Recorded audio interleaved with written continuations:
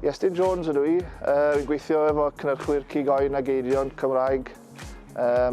Ni'n cymryd rhan yn y prosiect Arwain DGC, sy'n prosiect bydd yn edrych ar defnydd gwrthfiotig yn y sector amaethyddiaeth.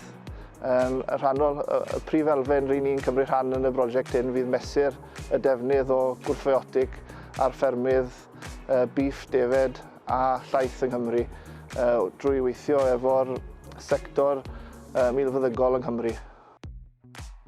Ni yma heddi yn Camlas Farm Vets. So, da ni wedi bod yn gwneud antibiotic calculations yma am dipyn rhan o fewn y practis. Ond yn diweddar, da ni wedi bod yn defnyddio'r Welsh Lamb and Beef Calculator. A mae hwnna fel bod y data da ni'n cymryd pen da ni'n gwneud y calculations yma'n mwy standard o fewn y practis.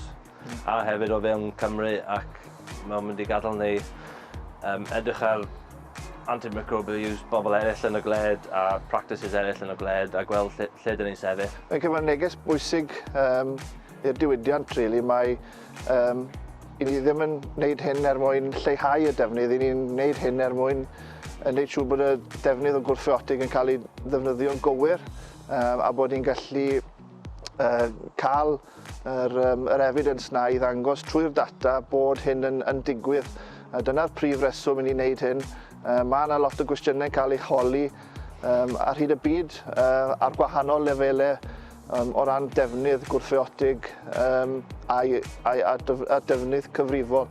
Felly mae'n wneud hyn mewn ffordd sydd wedi cael ei standardeiddio yn bwysig iawn. So dwi yma yn y practis yn mynd trwy'r sut dyn ni'n gwneud antibiotic calculations. Y tab yma dyn ni'n rhoi'r gwahanol enterprises, so dairy, beef a defaid. Yn y tab yma dyn ni'n rhoi'r anifeiliaid fewn i gwahanol categories, so bydd y anifeiliaid beef yn mynd un ffordd, anifeiliaid dairy yn mynd ffordd arall. Antimicrobial records yn mynd fewn fan hyn, so dyn ni'n defnyddio'r antimicrobial records o'r sales dyn ni wedi gwneud i'r ffarmwr yma yn y practis. A wedyn dyn ni'n gwasgu ar run reports, a mae o'n dod fyny efo'r reports. So dyn ni'n cael summary i dechrau o'r antibiotics i gyd wedi categoreiddio fewn i gwahanol mathau o antibiotics. Dyn ni'n cael critically important versus non-critically important antibiotics yn dangos os dyn ni wedi bod yn defnyddio antibiotics. Dyn ni'n trio cadw mwyn tretio bobl, so dyn ni'n trio iwsio hynna os dyn ni'n gallu peidio. Form ola ydy'r total antibiotic usage, sydd yn cymharu'r antibiotic usage ar y ffarm y blwyddyn diwetha a'r blwyddyn cynt, a pen dyn ni'n cael mwy o data fydd ni'n gallu edrych nôl a gweld pa ffordd mae'r antibiotic usage wedi bod yn mynd ar y ffarm. Mae'n bwysig iawn bod ni'n cael y tystiolaeth hyn ar gyfer y diwydiant yng Nghymru a bod ni hefyd yn cael e mewn ffordd sydd yn safonedig.